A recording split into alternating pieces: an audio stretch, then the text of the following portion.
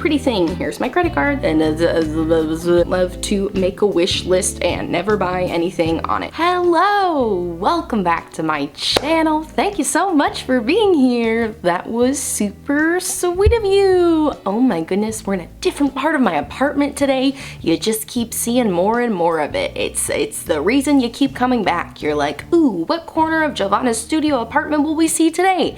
And today we are in the actual corner of my studio apartment. I got a plant here, a beautiful snake plant. I think this is a snake plant. His name is Tony. I'm a big fan. And check out this makeup look. Today was one of your classic days where I just couldn't stop. You know how when you're doing a makeup look and you're like, oh, this looks good. This looks really cute. Yeah, no, we should totally call it here. And then your hand just keeps going and you're like, what are you doing? Stop, it already looks so good. And then you just keep going and going and going and going and going and then you're here. But you know what? I think it's kind of cute. I kind of feel like a glamorous bug. So that's fun, but that's not what this video is about. You did not click on this video to find out how a bug does their makeup. It's like this. This is bug makeup, and I am terrified of bugs, which honestly, maybe this wasn't the best part of the apartment to sit in, because this tends to be where they congregate, but we're not gonna think about that. That's not what this video is about. No, you clicked on this video because you, like me, have an interest in my 2021 makeup low buy. So I've been thinking about doing a low buy for quite some time now. Hi, hello, if for some reason you clicked on this video without knowing what a makeup low buy is, a makeup low buy is when you don't buy a lot of makeup. You buy a low amount of makeup as opposed to a high amount of makeup. Now, if we're talking about my 2020, I was on a high buy in 2020. Not officially or anything, but I bought a very high volume of makeup. I kind of was forced to think about this a little bit when I did my makeup inventory video back at the very beginning of January, which I wore the same sweater for. Oh my gosh, how funny. But in that video, I counted up, I think 147 or 144 makeup items in my collection, and I'm embarrassed to say most of them were purchased last year. So this year, I am on a mission to purchase less. I want to go on a low buy, and today I just want to talk about the rules I've set for myself, why I'm going on a low buy, and what was the last thing, and the content that I want to create during my low buy. So if that sounds like a topic that is interesting to you, and you want to hear about all of the details of my 2021 makeup low buy, then I encourage you to please subscribe and keep on watching, 'cause it's coming at you right now. Okay, so in this first section, I want to talk about why I'm going on a makeup low buy, and like I mentioned in my intro, I did a makeup inventory video, which even if you don't have a YouTube channel, I totally recommend you take inventory of your makeup. Just go through it category by category, count up the amount of products you have in each category. It is humbling, to say the least. It is incredibly humbling, and that's, you know what, we'll roll a clip of my makeup desk right now while I'm talking, because I feel like I just need to remind myself visually of how much that I have, and it'll make it easier for me to go on this low buy, because it's not like I don't have a lot of makeup. I basically own a Sephora kiosk in my apartment, except not really Sephora kiosk, because I own a lot of drugstore makeup. I got a little makeup kiosk in my apartment. Regardless, it's a lot. But when I was doing that makeup inventory video and I saw how much I had, I was like, oh my gosh, like how did this happen, you know? And I thought back over the last year and kind of tried to figure out why I ended up with so much. And I think what it comes down to is, I'm sure we've all experienced this, but when you watch a lot of bigger influencers, you know, who receive PR and who are more review style channels, you kind of get that FOMO feeling where you're like, ooh, I want all that stuff too. Their makeup collections are so huge. Oh my gosh, I used to love watching beauty room tours. I remember I watched Kathleen Light's beauty room tour, and I'm just like, oh my gosh, she has so much makeup. I want that. I want that lifestyle. And I just need to remind myself that I am not Kathleen Lights. I am not somebody who has 4 million subscribers and receives a ton of PR and gets most of that makeup for free. I am Giovanna. I live in a studio apartment in Queens. I do not have that type of money. I do not get a ton of makeup sent to me. So I definitely fell into that pattern last year of feeling FOMO and wanting to have that big collection like everybody else, and kind of just buying whatever I wanted. And like I said earlier, most of my collection is drugstore. Like, I don't tend to ever spend more than like $10 on a makeup item, although there's a few exceptions of luxury items I have, but most of my makeup is drugstore, most of it is affordable, and I feel like that's an excuse I made for myself last year too, because I was like, oh, what's a $6 blush here, an $8 foundation there, a $20 eyeshadow palette here, and it just gets out of control really quickly, you know? Especially last year I got really into indie makeup, so I kind of justified that too by being like, but I'm supporting a small business, so it's fine. And I'm still so pro indie makeup and supporting small businesses, and I definitely feel better about supporting those, but it's still money out of my pocket. So I want to do this low buy to try to, you know, put my foot on the brakes a little bit. I had my foot on the gas real hard. I was speeding all last year, speeding through my makeup purchases, but this year I'm trying to just coast, you know, and maybe push on the brake a little bit. Push on the brake a little bit for sure. Stop at every stop sign, stop at every red light.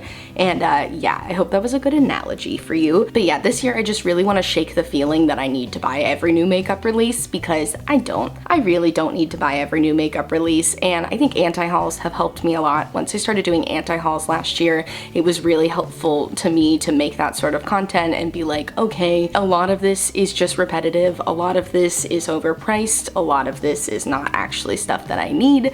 So I think that helped me a lot. But yeah, I really just want to continue on that path this year and do a low buy. So yeah, now let's move on to the rules I am setting for my low buy. I'm a Virgo, you gotta love rules. Okay, so I'm not setting super strict rules for my low buy. I know, I just said I'm a Virgo, I love rules, but I'm also a Sagittarius moon, which means I hate rules. So I'm setting some light, loosey-goosey rules for myself, but the first one that I'm really gonna stick to is my 1 in, 1 out rule. And what I mean by that is every time I finish a product, that gives me a pass to buy a new product. And part of that is with replacements, you know, like obviously if I finish a concealer, I need to buy another concealer. If I finish a mascara, I need to buy another mascara, brow pencil, you guys get it. I'm not counting like buying mascara, you have to buy a new mascara every couple months or else it gets bacteria. Like that does not count for me. I will buy a new mascara when I need a new mascara, and with concealer and brow pencils and all of that. But I also feel like for the 1 in, 1 out rule, like if I finish something like a blush, I get to buy a new blush. If I finish something like a highlight, I get to buy a new highlight. And I know that's gonna take a long time, which is why I'm like, oh, do I really wanna set this rule for myself? But I think I do, because I have a lot of both of those items. I have a lot of blushes. I don't have that many highlights, but I have a good amount of highlights. And with lip glosses is really, really where I'm gonna be the most strict with this rule, because I have so much dang gloss right now. It is ridiculous. That was my biggest category in my makeup inventory. I think I had something like 23 glosses maybe. I don't know, something like that. It was a big number. So with lip glosses, I definitely want to do that, especially since like you just shouldn't keep lip gloss that long, you know, because you open it, it gets bacteria in it, and we don't like bacteria. Bacteria is a big no thanks for me. So I definitely want to do the 1 in, 1 out rule with my lip glosses and with most of my stuff. So that's one of my rules, but that's not a hard and fast rule, because again, I have a Sagittarius moon, I don't love rules. So I definitely want to, you know, reward myself for finishing up a product. I also have a project pan going on this year. I'll link those videos down below if you're interested. I've done my intro and my first update, and I've been having so much fun with project pan. So whenever I finish something in my project pan, I'm definitely gonna give myself permission to buy something new if there is something I'm excited about. And that's something I wanna really make my biggest rule for this year, is only buy things that you are super, super excited about. So like, for example, right now, Samantha Ravindal's new brand, Auric. I am so excited for that luminizer. I know that I'm going to buy it. Now the eyeshadows, on the other hand, I am not over the moon excited for. I'm like a little bit excited for. I think they look nice, but I also recognize that those colors aren't colors I'll wear all the time, whereas the luminizer I know is a product I will wear all of the time, because my Charlotte Tilbury Flawless Filter for a Hollywood Superstar Youth Glow is a product I wear every day. So I know I'll wear the luminizer all the time. So that's something I'm going to allow myself to buy, because I've been really excited about it and I remain to be really excited about it. Oh my god, that comes out tomorrow, doesn't it? 2 days. Okay, that's besides the point. But there's also been many other releases this year that I wanted to buy, but I had to be like, do I really need that? You know, like something I felt a little guilty about is last Monday I uploaded a video talking about indie makeup releases that I'm actually excited about, and I didn't lie about being excited for anything in that video. I was so excited for everything in that video, but I did foolishly say that I was gonna buy something in that video that I no longer intend to buy, and that was the Kaleidos collab with Angelica Nyquist, which I still think is incredibly beautiful, but after taking some time after that video and looking at the eyeshadow palettes that I had,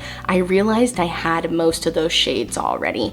And honestly, I'm proud of myself for doing that, because myself a year ago probably would have just bought the palette and not even cared to look at my eyeshadows first. But 2021 Giovanna is a little more grown up. She's a little more worldly. She takes things a little bit slower. That's not true, I'm very fast. She thinks things out a little bit more, you know? So that is a rule I'm setting for myself. Every time a new eyeshadow palette comes out that I'm excited about, I want to look at my pre-existing eyeshadow palettes first before I decide to buy it, to make sure I don't have any repetitive shades. Another thing I want to do, and I might make this a video, I don't know if it's interesting enough, I want to swatch all of the eyeshadows that I have and put them into categories and make myself like a nice album of photos that I can look at that are all nice and detailed, so that I can refer to it easily when looking at a new eyeshadow palette, you know? So if I see a shade in a new eyeshadow palette that I'm like, ooh, you and I could get together, then I'll look at my little book and my pictures of my eyeshadows and I can go, oh wait, I already have it, forget about that. I don't know if that would make an interesting video, but that is something that I intend to do, and I think it's gonna be really helpful. So I'm excited about that. Yeah, so those are basically my only two rules, is that I wanna do the one in, one out rule and allow myself to buy things that I'm super excited about, and make sure I don't buy anything that is repetitive. This is a low buy, but it's more of a think buy, you know? Yes, we love it. A mindfulness buy, if you will. So every time I buy something, instead of being like how I was in 2020, where I was just like, ooh, pretty thing, here's my credit card, thank you so much, now I have it, and it's just fine. This year, I'm gonna be like,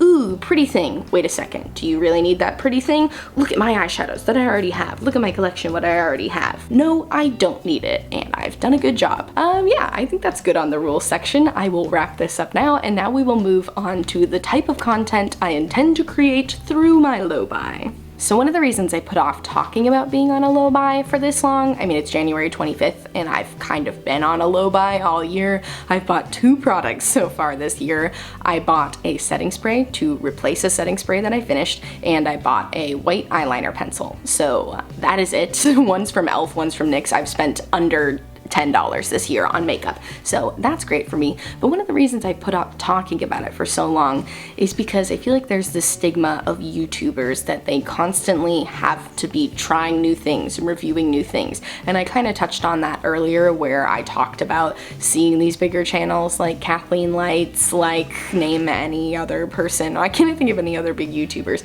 like Nikki Tutorials, like James Charles, you know, people who, does he even do reviews? I don't watch his channel, I don't know. But you know, these big channels do a lot of reviews because they get a lot in PR. So I need to shake that stigma that I need to buy every new release just to review it for you, because I think you guys know I'm not a review channel. Most of my videos are not reviews. I really only review products that I'm very excited about. So like, I'll probably do a review on Samantha Ravindal's brand Auric when I get the luminizer, just because that's something I'm really excited about. I don't know if it'll be a dedicated review, but I'll definitely talk about it with you. But I'm not a review channel, and I think that's becoming more okay on YouTube. Like, I feel like the beauty space has become more diverse. There are more channels that don't just do reviews all the time. I feel like I've kind of found my little space on YouTube here, where we do a lot of anti-hauls and we do a lot of more commentary on beauty stuff, talking about new releases. I'm sorry if you could hear those car horns, that was very annoying. And I really enjoy that. I've loved over the last year how I have discovered that you don't have to be a review channel to be in the beauty space, and you don't have to be a tutorial channel to be in the beauty space, because for a while on YouTube, at least in the beauty space, I felt like those were your 2 avenues. You're a review channel, or you're a tutorial channel, or you're both, or you're nothing. Like, that's it. But that's not the case, you guys. There's so much more to talk about, you know? And I really enjoy making anti-hauls. I also really enjoy making wish list videos, and I felt kind of weird about that for a while. Sometimes I'll make a video talking about stuff on my wish list and people will comment and be like, ooh, can't wait to see your review on that. And I'm like, oh, I'm not gonna buy it. I'm sorry. It doesn't mean that I'm gonna buy something just because it's on my wish list. I know I said I was gonna buy the Angelica Nyqua Vista palette from Kaleidos, and I didn't buy it. I shouldn't have said that. I'm gonna be less willy-nilly about saying I'm gonna buy things without actually buying them, because I honestly, I got very overexcited, and then I looked at my collection and I was like, oh wait, oh no, I already have all those shades. So I promise to you that I will be less willy-nilly about just saying I'm gonna buy things that I might not actually buy, but I do still love making wish list videos, and I love talking about new indie makeup releases, and even if I'm not gonna buy them, I am a lover of makeup. I am an appreciator. Is appreciator a word? I am an appreciator of makeup. So sometimes I just like to talk about things, you know? Don't you guys ever window shop? Don't you ever just enjoy looking at things? I love looking at pretty things and never buying them. It is one of my favorite pastimes. I scroll through the Sephora app constantly. I just look at things, I add them to my cart, and then I leave. I'm out of here. I don't even think about them ever again. I don't even know what's in my Sephora cart right now, but I haven't bought any of it, and I think that's fun. And I honestly love watching window shopping videos. Somebody who does those a lot is Nisa Pisa here on YouTube. She does window shopping videos with clothing, and they're so funny. Oh my gosh, she just like comments on everything that she's looking at and ridiculous items that she sees, and occasionally she'll buy something, but more often than not, she's just looking at stuff, and I find that entertaining to watch. So let me know if you find window shopping videos entertaining to watch, because I love to window shop, love to make a wish list and never buy anything on it. Ooh, another thing I want to talk about is I want to focus more on single eyeshadows this year rather than eyeshadow palettes, because I feel like I keep getting myself into this hole where I want all of these eyeshadow palettes, and then I look at my collection and realize that I really only want like a couple shades out of those eyeshadow palettes, so I don't want to buy them to end up with a whole palette of repeats and then just like a couple original shades, you know? And that's how I felt with the Angelica Nyqua Vista palette. I'm sorry to keep bringing it up, but I've really been on the hunt for single shadows, so I think that's gonna be my next video where I talk about my single shadows wish list, and those are items that I actually do intend to buy, because I feel like that will quench my thirst for eyeshadow palettes by buying some single shadows, and it's also cheaper, so that's great for me. Recommend your magnetic palettes down below. I'm in the market for a good magnetic palette because I'm in the market for single shadows, so that's very exciting. I got a lot of exciting content coming, and you know, that's the thing. You don't need to buy makeup constantly to make exciting makeup content. At least that's what I'm telling myself, and I hope you feel the same way. But yeah, that is my plans for what I'm going to be doing during my low buy. And I don't think I mentioned this before, but for my low buy, I'm calling it my low buy 2021, but I'm definitely gonna come back and report how I've been doing a couple months from now. You know, I definitely want to do a low buy for the winter time. That's like for sure my plan. I want to start off the new year on a budget friendly note. Don't want to be spending a lot of money. But come springtime, I might loosen my rules a little bit, you know? I might allow myself to buy a little more. I don't know. We'll see. I'll probably do seasonal updates. So this is your winter 2021 low buy update, and we'll come back in the spring and we'll talk about it again. So that's super exciting. Is this the end of the video? Am I wrapping it up right here? I think I am. Thank you so much for watching this video. If you liked it, please give it a big thumbs up and subscribe to my channel. I post new videos every Monday, Wednesday, and Friday. I use a lot of hand gestures. It's a good time. Let me know all of your thoughts about makeup low buys. If you have any tips for me, if you've gone on a low buy before, I would love to have your tips and tricks and hand gestures. Tell me your favorite hand gesture down below. Mine's the peace sign or the hang loose sign. But yeah, I'm super excited about this low buy.